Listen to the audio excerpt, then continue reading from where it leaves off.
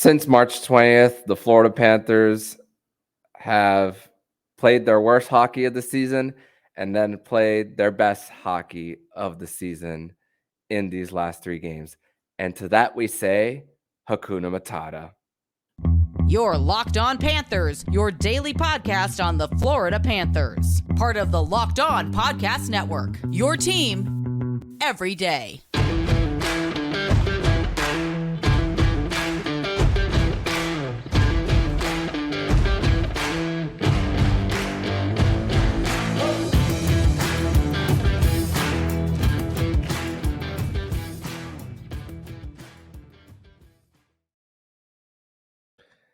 And welcome into this Monday, April 3rd edition of the Locked On Florida Panthers podcast, part of the Locked On Podcast Network, where it's your team every day. Thank you for making the Locked On Florida Panthers podcast your first listen of the day. I'm Armando Velez, and you can follow me on Twitter at MondoMan12. Follow the show account on Twitter and Instagram at LO_FLA Panthers. Don't forget to also send in your screenshot of your subscription to the Locked On Florida Panthers YouTube channel and send it over to me at LO_FLA Panthers on Twitter or Instagram, or email it at lockedonflapanthers@gmail.com for your chance to win 2 free tickets to the Florida Panthers versus Toronto Maple Leafs game on April 10th. Best of luck, everybody. So the Cats now 3 wins in a row, finished the road trip 6 points out of 8. And you can go back to Monday's episode prior to facing off against the Ottawa Senators that the Panthers might be able to get away with 6 points. 7 points, you're definitely in the driver's seat, but hey, it's been a roller coaster of emotions, that's for sure, as you heard me lead off the show.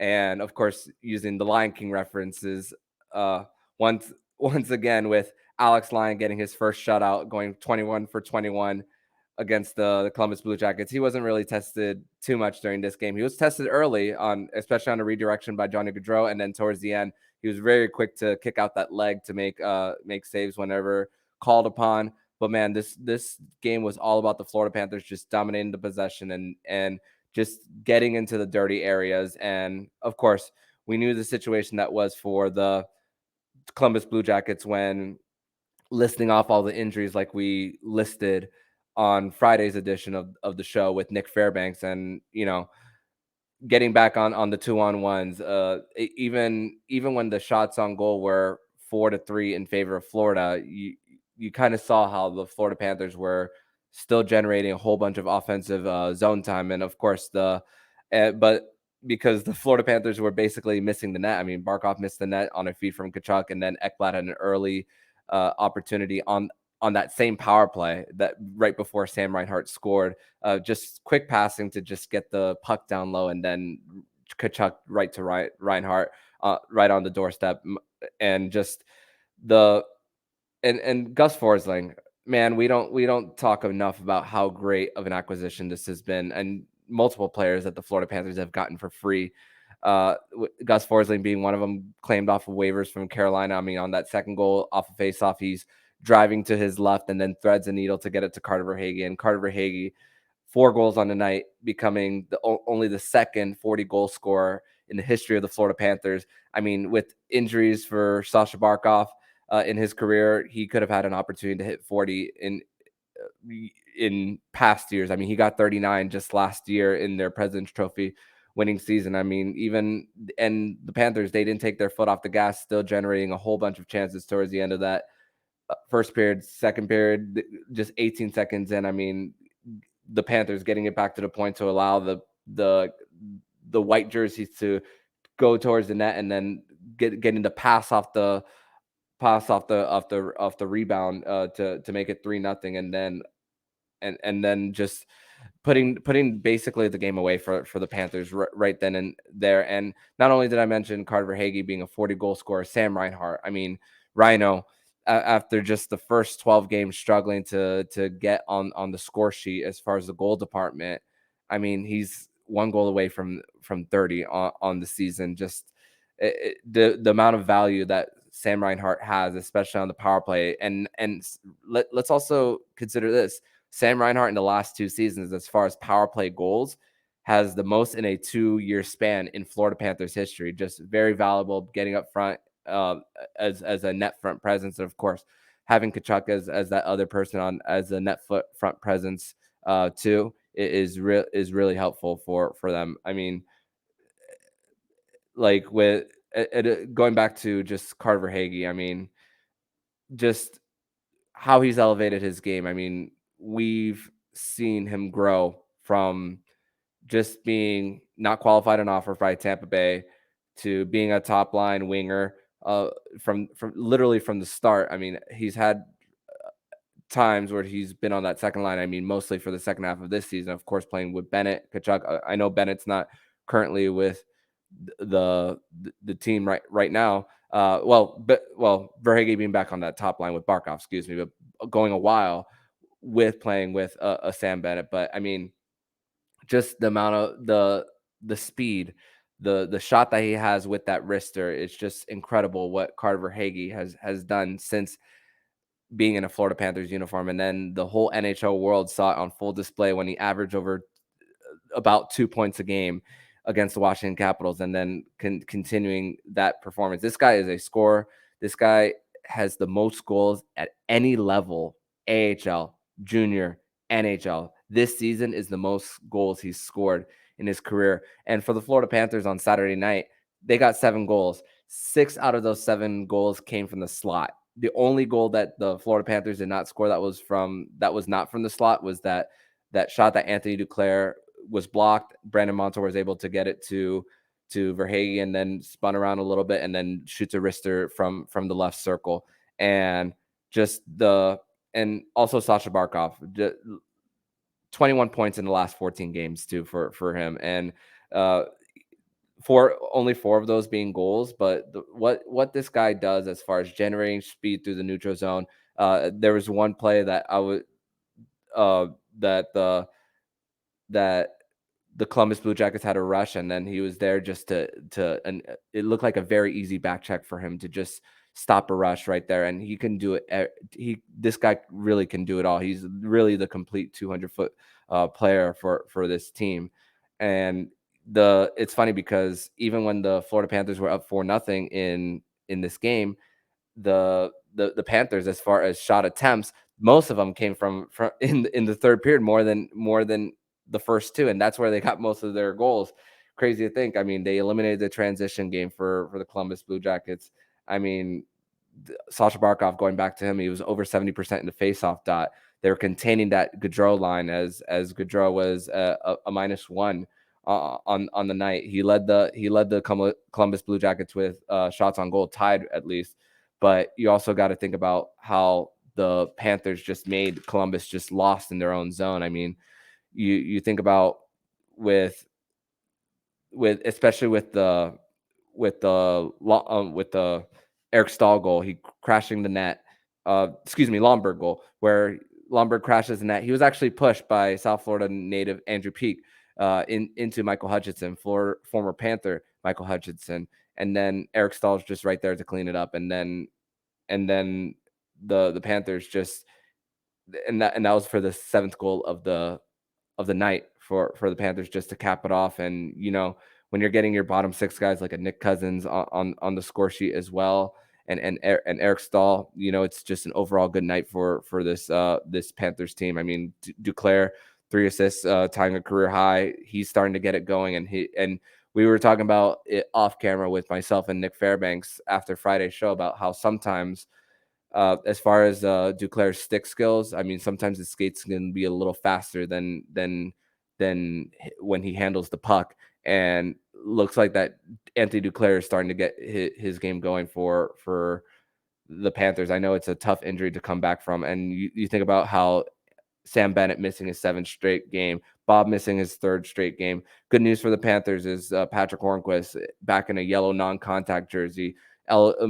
He could be eligible for the playoffs. Who knows? I remember that salary cap doesn't apply in the postseason. Also for the Florida Panthers too, 6 straight goals on 5-on-5 as well, and just the Panthers just finding a way to just get into those areas, and who the opponent is, in the last two.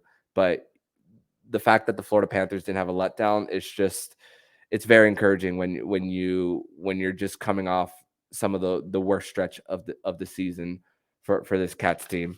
In segment number 2, we are going to discuss some of the results from the weekend and where the Florida Panthers do find themselves in this wild card race. We're going to discuss this next here on the show. But first, we're going to tell you all about a new sponsor, eBay Motors. A championship team is about each player being a perfect fit. Same with your vehicle. So for parts that fit, head to eBay Motors and look for the green check. Stay in the game with eBay Guaranteed Fit. ebaymotors.com. Let's ride. Eligible ride items only. Exclusions apply. Segment number 2 here on this Monday, April 3rd edition of the Locked On Florida Panthers podcast, where the Florida Panthers are back home, completing a 6 point out of 8 possible road trip. Three of them in Canada, one last trip to Columbus, where they didn't have a letdown, unlike their first matchup. And before the Florida Panthers even took the ice, we spoke about it consistently on Thursday and Friday. And with the Pittsburgh Penguins losing to the Boston Bruins 4-3, this was just a back and forth affair. The Pittsburgh Penguins special teams on Saturday was just horrific. They missed an opportunity on a 5-on-3, and David Pastrnak, if Connor McDavid isn't the MVP of the season, you could look right there to number 88 for the Boston Bruins and David Pastrnak, and getting a new contract and scoring a hat trick for the Boston Bruins on the road. And honestly, all the Boston Bruins have to play for is just the best record ever in the regular season. That's all they have to play for. They've already clinched the President's Trophy after winning on Thursday night, and their foot is still on the gas pedal. I mean, they won today against the St. Louis Blues on the road as well, and with that, the Florida Panthers knew that with the win on Saturday night, they were going to be a playoff. They were going to be in a playoff spot for that time being, which it lasted a day, because we are recording this shortly after both the New York Islanders and the Pittsburgh Penguins played their Sunday games. I mean, right now on my clock, it says 9:40 p.m. Wanted to make sure that the information was fresh as far as the wild card race. But even before that, I was dual screening the game between the New York Islanders and the Tampa Bay Lightning. Unfortunately, we had to root for the Lightning, but Vasilevsky coming up huge with a shutout, and it's locked in now for it being Toronto versus Tampa Bay in the first round of the playoffs. And it's scary to see Vasilevsky being that locked in and coming out with a shutout. And last time I checked, I haven't checked the score recently, the Toronto Maple Leafs were down 4-2 against the Detroit Red Wings, and they lost Matt Murray in the game, with Lucas Raymond sliding into the goal crease and having to come out of the game, and Ilya Samsonov coming into that one. But going back to Sunday, I mean, was never counting on the Philadelphia Flyers to come out with a win on the road against the Penguins, especially after coming out not flat, but just not being able to get a win against Boston. It was a highly competitive game on Saturday, but I mean, the Philadelphia Flyers did make it close. Carter Hart is not playing right now due to being on IR. And his last start, crazy enough, was a shutout for him against Montreal, but wasn't expecting the Philadelphia Flyers to come out with a win on the road. But here is one sense of good news. With the New York Islanders going on the second end of a back-to-back, Ilya Sorokin, starting both ends of a back-to-back, was pulled after the fourth goal against the Tampa Bay Lightning, and Semyon Varlamov came into the game. I guess the thought process for Lane Lambert was just, okay, live to see another day. This game is over for us. Now time to move on to Carolina. But the New York Islanders did strike first blood against Carolina early, and then the Carolina scored the last two. I mean, the Carolina Hurricanes were doubling the amount of shots that the New York Islanders had consistently controlling play. And I mean, man, they don't have Andrei Svechnikov, but that team is still very well built on both ends of the ice. I mean, their defensemen, Brady Shea, Brent Burns, you name it. Uh, that group has the most goals by defensemen. I mean, the Florida Panthers are second in the NHL, but as far as on their own end, around there's the system around their goaltenders. I mean, you get a healthy Freddie Anderson, that's a dangerous team. And I mean, the Florida Panthers will see them in the last game of the season, and it helps that Carolina got a win because New Jersey, last time I checked scores, they were down 6-0 against the Winnipeg Jets, and the Carolina Hurricanes do have a game in hand, and they're ahead in points. So, an opportunity for the Carolina Hurricanes to clinch the division right before the Florida Panthers take the ice against the Carolina Hurricanes on April 13th, the game number 82 for this team. But one of two things had to happen on Sunday: a Pittsburgh loss of any kind against the Flyers, or the New York Islanders losing in regulation against the Carolina Hurricanes, because the Florida Panthers do have a game in hand on New York. One of those things happened. And right now, 5 games left, 4 for the Islanders, 5 for the Panthers. The New York Islanders will be at home too against the Tampa Bay Lightning. However, they will be catching the Tampa Bay Lightning on the second of a back-to-back.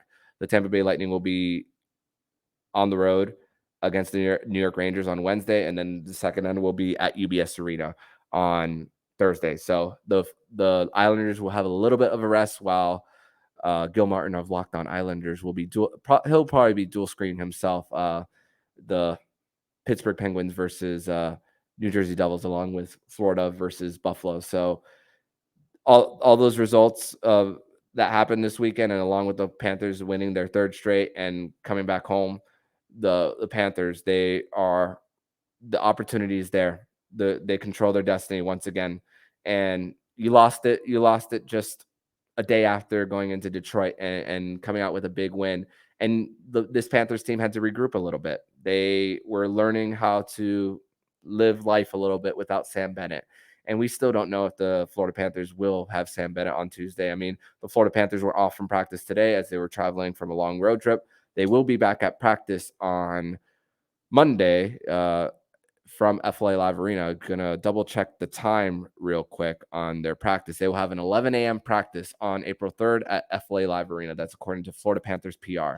So we will know then on the Panthers on whether Sergei Bobrovsky will be back or Sam Bennett will be back. We'll know about that then. But man, the fact that the Florida Panthers were able to take care of business, and with the Lyon King, especially in the last 3. I mean, an unlikely story too for Alex Lyon, and he's spoken about how he's kind of tired of the song, "Oh, I just can't wait to be king."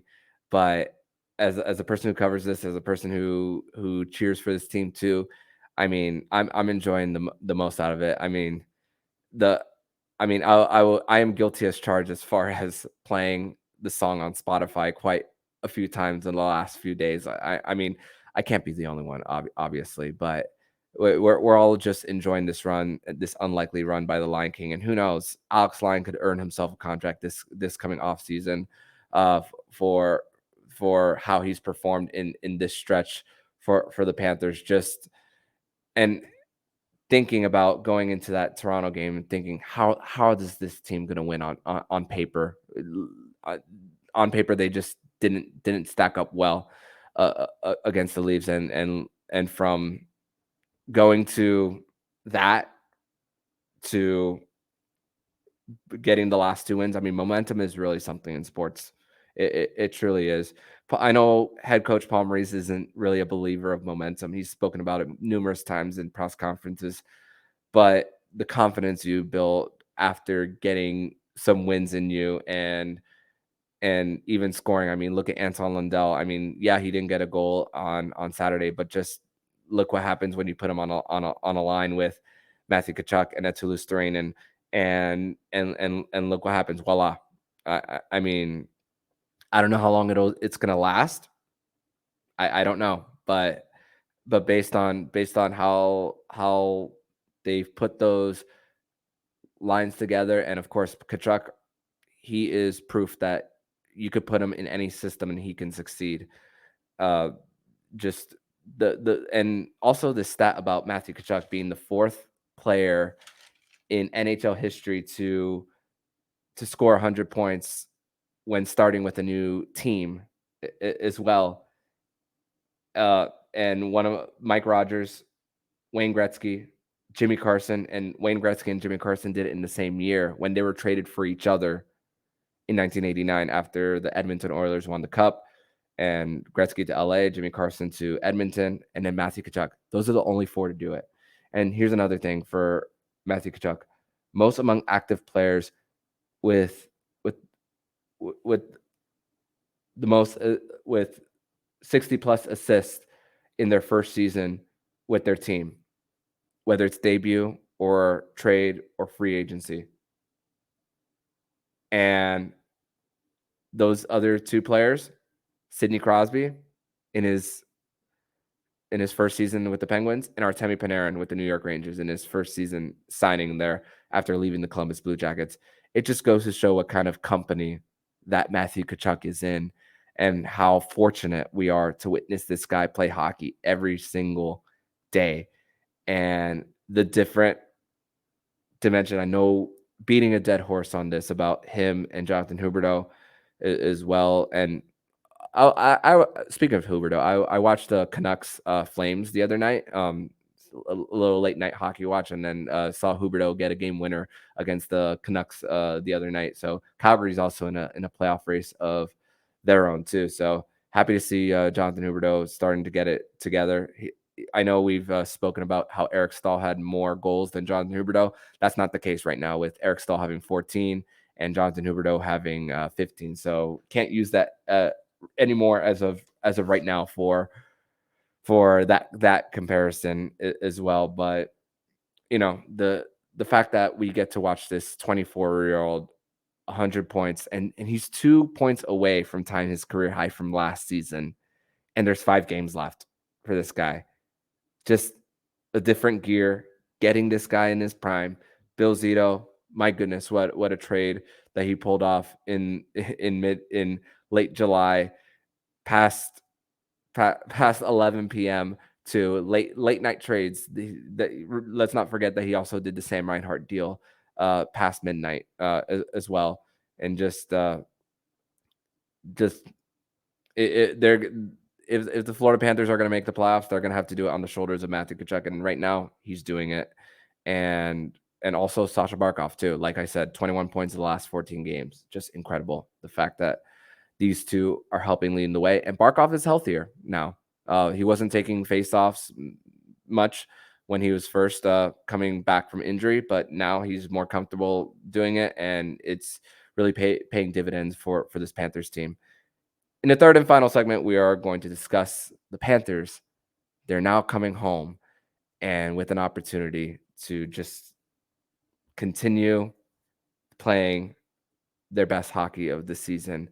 And we're going to discuss that more here on the Locked On Florida Panthers podcast. But first, we're going to tell you all about Athletic Greens. Our next partner is a product that I literally use every day. And I started using AG1 because I need a little bit of a break from the coffee. Sometimes I might have a little bit too much, especially mid-afternoon. But so what is this stuff? With one delicious scoop of AG1, you're absorbing 75 high-quality vitamins, minerals, whole food source superfoods, probiotics, and adaptogens to help you start your day right.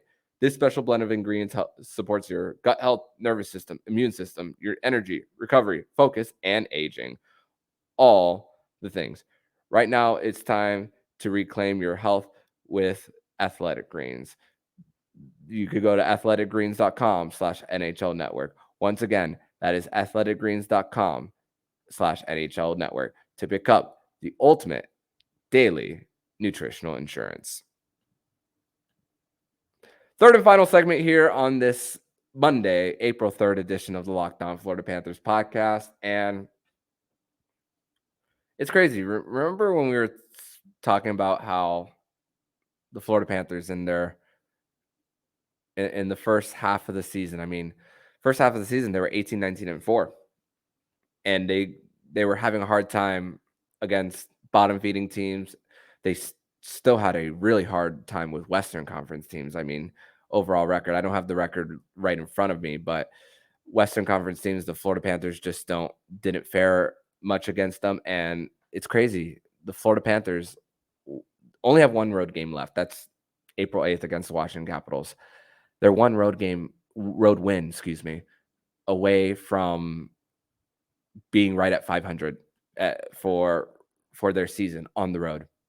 And crazy to think that they will be in that position after just struggling early on in the gates. I just pulled up the record against the Western Conference, 13, 15, and 4. Their best record is against their own division at 15, 6, and 2. And you have 3 games against division rivals at home: Buffalo, Ottawa, Toronto, 2 metropolitan teams at Washington, and then the very last game of the season against Carolina. Like we spoke about, they could be resting players. We don't know yet. It's too early to tell. But the opportunity is there. The Florida Panthers being 21, 12, and 4 at home, 6 points, getting points in 6 out of their last 8 home games. The opportunity is right there for this team. They control their destiny with a non-shootout win for this Florida Panthers team on Tuesday night, regardless of what happens with the Pittsburgh Penguins versus New Jersey Devils game, because they do have a game in hand on the New York Islanders. With a non-shootout win, the Florida Panthers will guarantee themselves in a spot in the postseason after Tuesday night. Of course, there will be 4 games to go for the Panthers, because why a non-shootout win they'll tie in regulation. When if they win in regulation, they'll pass them in regulation wins. And the Islanders we're talking about. If they win in overtime, they'll have a tie in regulation wins and regulation and overtime wins. That's row if you're looking at standings. But the third tiebreaker is total wins, which the Florida Panthers, if they do win in overtime as well, they will pass the New York Islanders. So that can work in the Panthers' favor as well. Obviously, we prefer the regulation win for sure. But you take care of business on Tuesday, you get you get yourself in a good position. And listen, the New Jersey Devils, they got shellacked by the Winnipeg Jets. So and they're going to be the ones at home on Tuesday against the Penguins. The Florida Panthers, the season series is now 2-1 in against the Buffalo Sabres.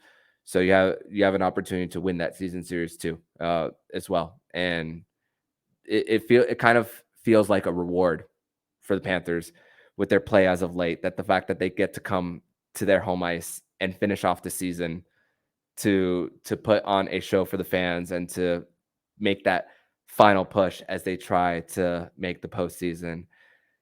But it's a good position to be in. I know standings, if you look at the standings right now, it'll have the Panthers as still on the outside looking in points wise. But it's not the end of the world with the Pittsburgh Penguins winning today against the Philadelphia Flyers. Because if everything happens like what I just listed, the Panthers will still be in a great position. On tomorrow's edition of the Locked On Florida Panthers podcast, we are going to preview the Florida Panthers versus Buffalo Sabres game. We're going to be talking about the latest trends for the Sabres, where they were a few months ago versus now. And we might be talking about how a former Panther draft pick made their debut for the Buffalo Sabres a few nights ago.